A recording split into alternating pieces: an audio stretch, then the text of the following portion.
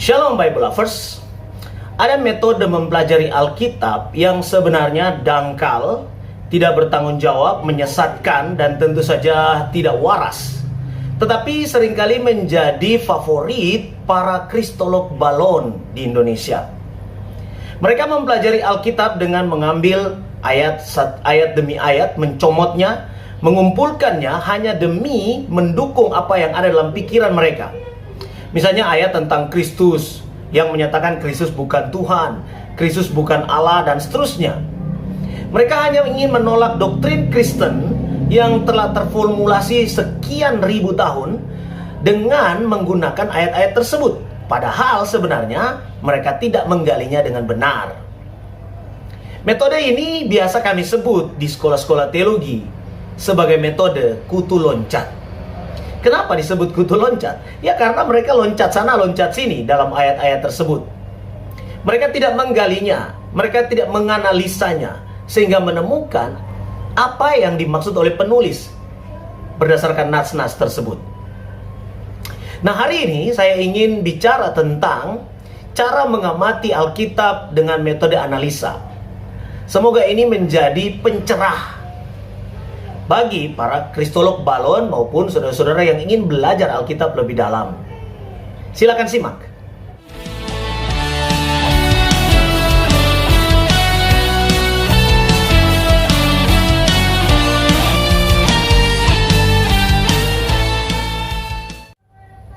Nah, untuk menghindarkan diri kita dari kesesatan pemahaman terhadap sebuah teks, maka kita tidak bisa hanya mencomot ayat demi mendukung apa yang ada dalam benak kita.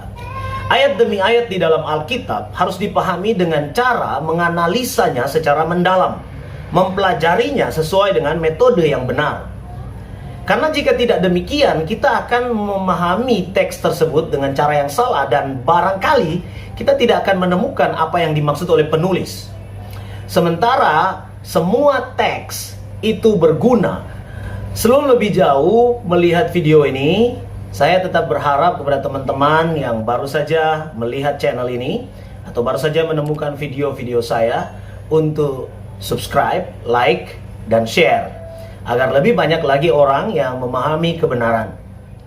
Baik, lawan dari metode kutu loncat tadi yang saya sebutkan itu adalah metode analisa. Nah, dalam video ini saya ingin memberikan atau membagikan cara mengamati Alkitab dengan metode analisa. Apa itu metode analisa?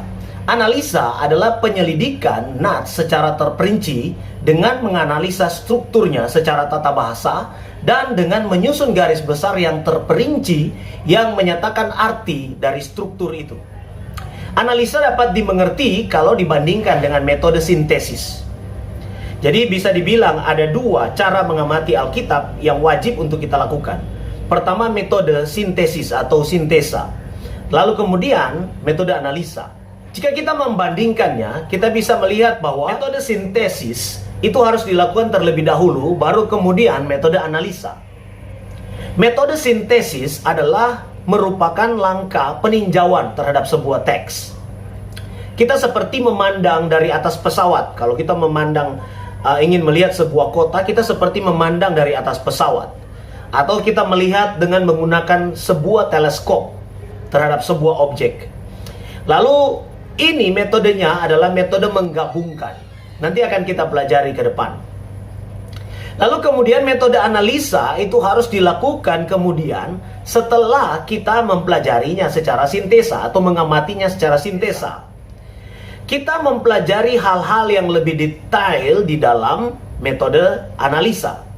Jadi kita seperti pandangan terhadap sebuah kota dengan cara berjalan-jalan menaiki sepeda. Kita masuk ke dalam lorong-lorongnya untuk mengamat-amati sesuatu yang ada di setiap sudut kota.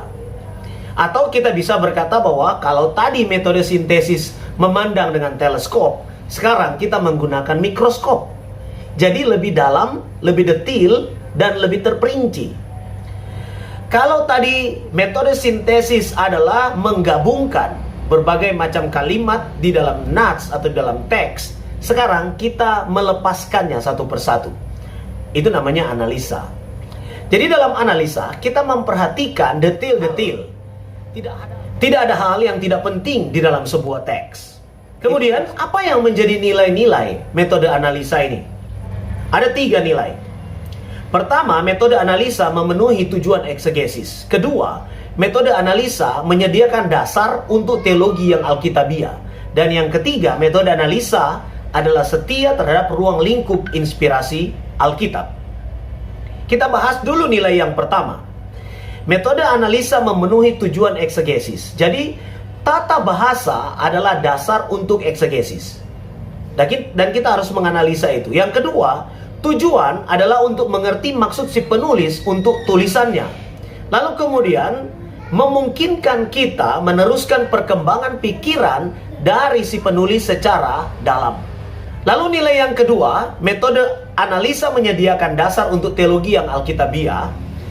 Kita tidak mencari pemikiran-pemikiran manusia, tetapi pernyataan-pernyataan Allah. Alkitab tidak dapat dimengerti secara teologi, kecuali dimengerti secara tata bahasa. Itu kata Melanchthon Philip. Nilai yang ketiga, tadi metode analisa adalah setia terhadap ruang lingkup inspirasi Alkitab. Bagi kita, setiap paragraf, kalimat, anak kalimat, bahkan setiap kata di dalam sebuah teks itu penting. Firman Allah dapat dibandingkan dengan sebuah mesin atau tubuh manusia yang setiap bagian kecilnya itu berguna dan menambah sesuatu kepada keseluruhan. Lalu, bagaimana proses untuk melakukan metode analisa?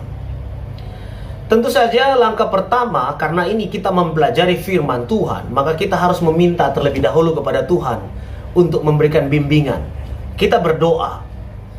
Kita minta Tuhan menerangi hati kita, karena kita percaya prinsip iluminasi. Roh Kudus akan menerangi hati setiap pembelajar Alkitab agar mereka dapat mengerti firman. Itu adalah penyerahan kita kepada Allah. Kemudian langkah yang kedua adalah bacalah bagian yang akan kita pelajari beberapa kali agar kita dapat tahu isinya apa. Dan langkah yang ketiga, kita buat kerangka. Buatlah sebuah kerangka. Kerangka adalah nama yang diberikan untuk menyalin seluruh nats pada selai kertas dengan menyusun perkataan-perkataan sedemikian rupa supaya isi dan susunan nats digambarkan sejelas mungkin. Tulislah dan susunlah semua kalimat dan anak kalimat pada kertas supaya arti dan strukturnya lebih mudah dapat dilihat. Ada prinsip-prinsip tentang cara menyusun kerangka ini. Untuk prinsip-prinsip tentang cara menyusun kerangka, saya akan menunjukkan contoh. Langkah keempat, catatlah pengamatan-pengamatan tentang fakta-fakta dan struktur pada kerangka. Cara ini menyusun nats secara sederhana supaya bagian-bagian dapat lebih nampak, jelas, dan mudah dipahami. Jadi di sini kita mencari hubungan-hubungan, tekanan-tekanan, dan perkembangan pikiran. Nah, aturlah kerangka supaya kata-kata kunci, gagasan-gagasan utama cukup menyolok. Hal ini dapat dikerjakan dengan menuliskannya dengan huruf besar, menggarisbawahi kata-kata itu atau melingkarinya.